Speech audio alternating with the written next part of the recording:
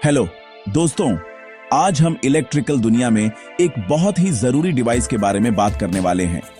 इस डिवाइस को current transformer या शॉर्ट में सीटी कहते हैं। इमेजिन करो कि आपके पास एक बहुत मोटी और बड़ी केबल है। इस केबल से बहुत ज्यादा इलेक्ट्रिकल करंट बह रहा है। अब अगर आप इस करंट को मापना चाहते हैं तो आप सीधे एक नॉर्मल एमीटर नहीं लगा सकते। एक नॉर्मल एमीटर छोटा होता है और उसे छोटे करंट के लिए बनाया जाता है। अगर आप इसे एक हाई करंट लाइन से जोड़ते हैं तो यह तुरंत जल जाएगा और बहुत खतरनाक भी हो सकता है। यहीं पर हमारा हीरो करंट ट्रांसफार्मर पिक्चर में आता है। ये हमें हाई करंट को सेफली और एक्यूरेटली मापने में हेल्प करता है। तो एक सीटी असल में क्या करता है? एक करंट ट्रांसफार्मर एक खास तरह का ट्रांसफार्मर होता है। इसका मेन काम एक हाई करंट को बहुत कम, ज्यादा मैनेजेबल वैल्यू में कम करना है। इसे एक स्टेप डाउन मशीन की तरह सोचो, लेकिन वोल्टेज के बजाय करंट के लिए। यह प्राइमरी वायर में बहने वाले एक बड़े करंट को लेता है और अपने सेकेंडरी वायर में प्रोपोर्शनली छोटा करंट पैदा करता है। यह सेकेंडरी करंट इतना सेफ होता है कि इसे स्टैंडर्ड इंस्ट्रूमेंट्स जैसे एमीटर, एनर्जी मीटर या प्रोटेक्शन रिले से मापा जा सकता है। सीटी असल में एक्चुअल करंट का एक स्केल्ड डाउन सैंपल प्रोवाइड करता है, जिससे हाई पावर सिस्टम्स को बिना किसी डेंजर के मॉनिटर और कंट्रोल करना बहुत आसान हो जाता है। एक सीटी का कंस्ट्रक्शन भी काफी इंटरेस्टिंग होता है। यह आमतौर पर एक रिंग या डोनट शेप का होता है, जो एक मैग्नेटिक कोर मटेरियल से बना होता है। मेन हाई करंट केबल, जिसका करंट हम मापना चाहते हैं, इस रिंग के सेंटर से होकर गुजरती है। ये मेन केबल ट्रांसफार्मर की प्राइमरी वाइंडिंग के रूप में काम करती है, अक्सर सिर्फ एक ही टर्न के साथ। रिंग के चारों ओर छोटे वायर के कई टर्न लपेटे जाते हैं और यह सेकेंडरी वाइंडिंग बनाता है। यह डिजाइन सीटी को मेन पावर लाइन को काटे या इंटरप्ट किए बिना इंस्टॉल करने की परमिशन देता है। आपको बस केबल को होल से पास करना होता है, जो इंजीनियर्स और टेक्नीशियंस के लिए बहुत कन्वीनियंट होता है। हमारे इलेक्ट्रिकल ग्रिड में सीटीज की इंपॉर्टेंस को कम नहीं आंका जा सकता। वे हमारे पावर सिस्टम्स की आंखें और कान हैं।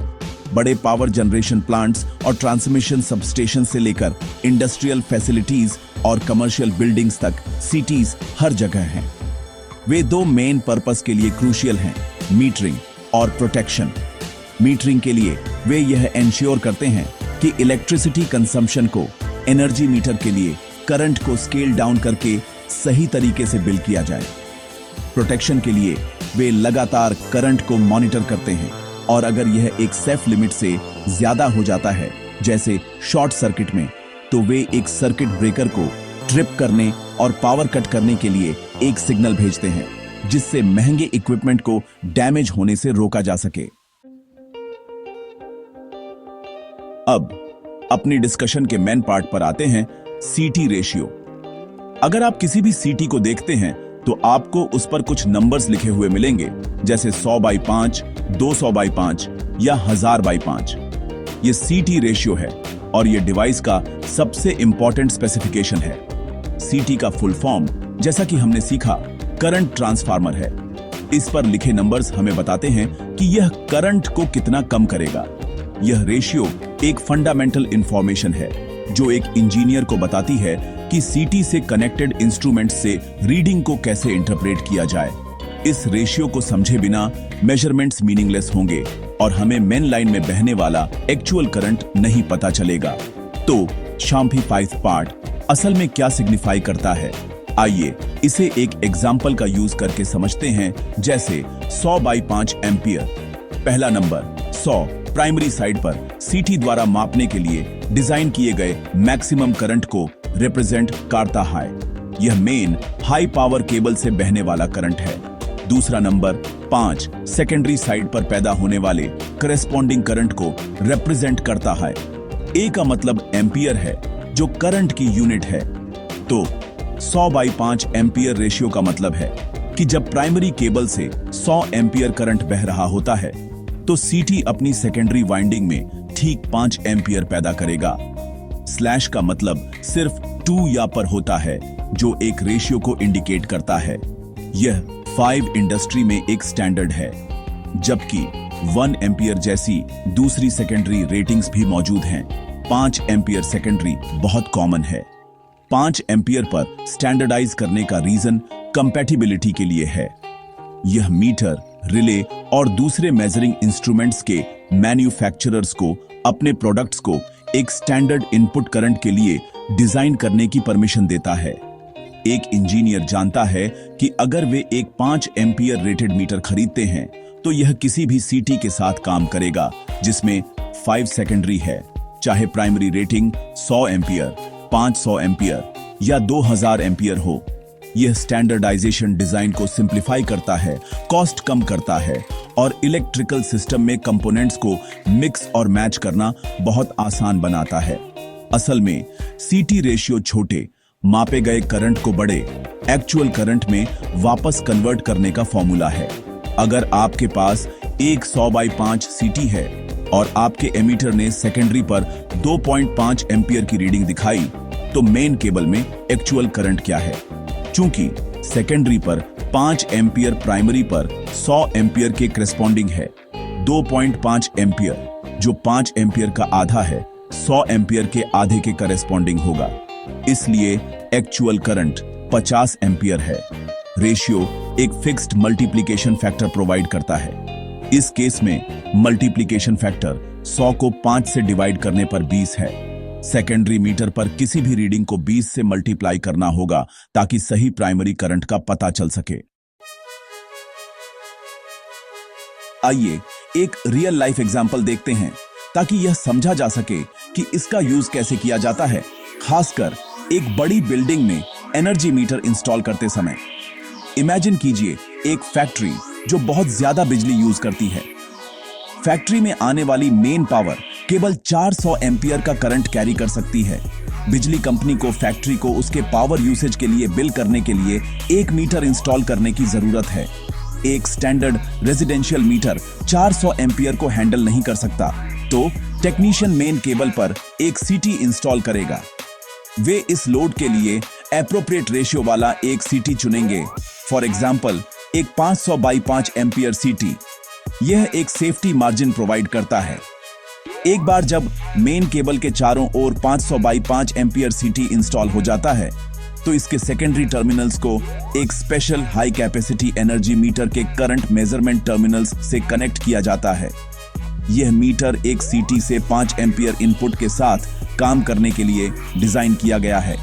अब जब फैक्ट्री चल रही होगी और ग्रिड से 400 एम्पियर ड्रॉ कर रही होगी, तो सीटी अपना फंक्शन करेगा।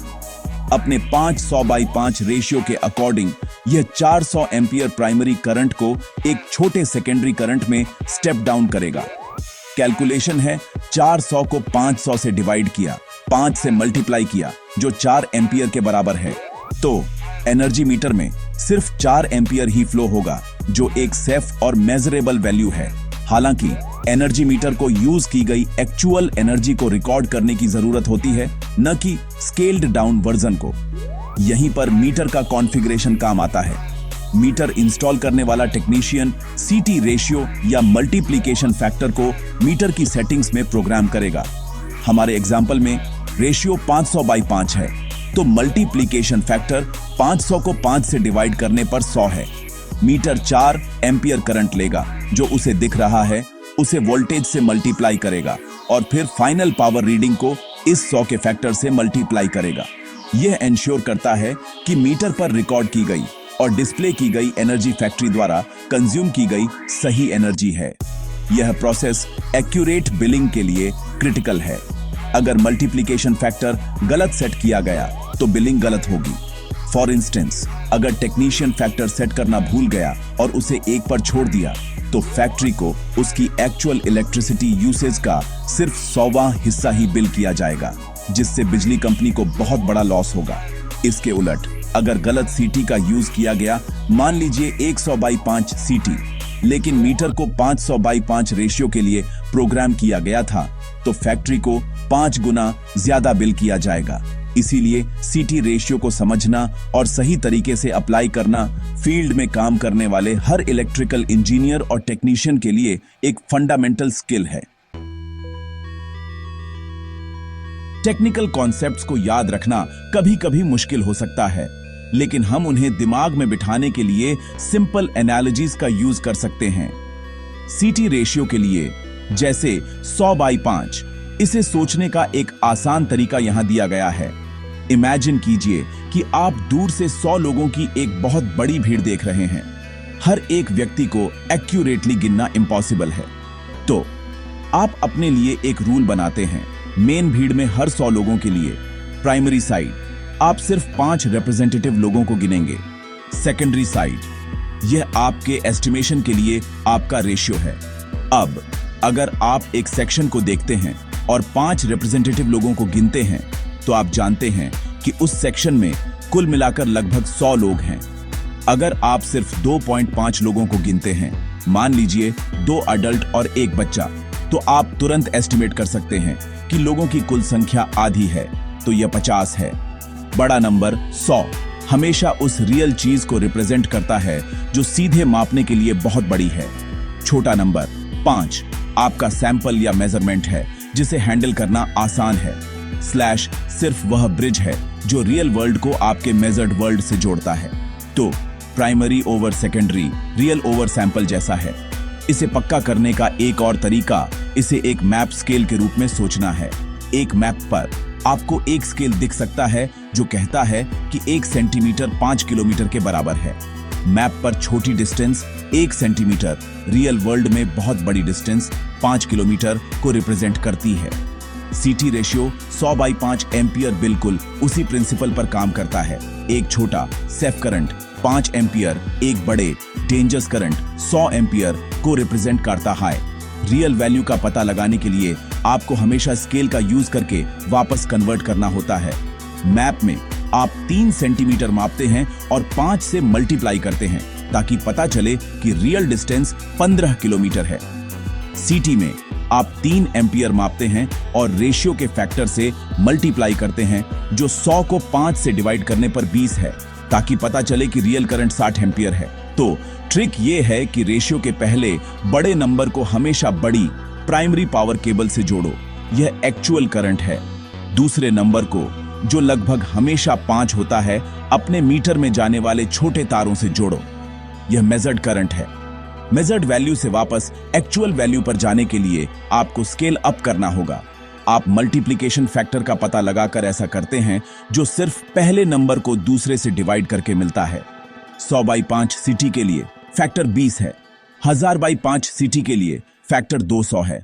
बस याद रखो, प्राइमरी बड़ा है, सेकेंडरी छोटा है और रेशियो आपकी गाइड है।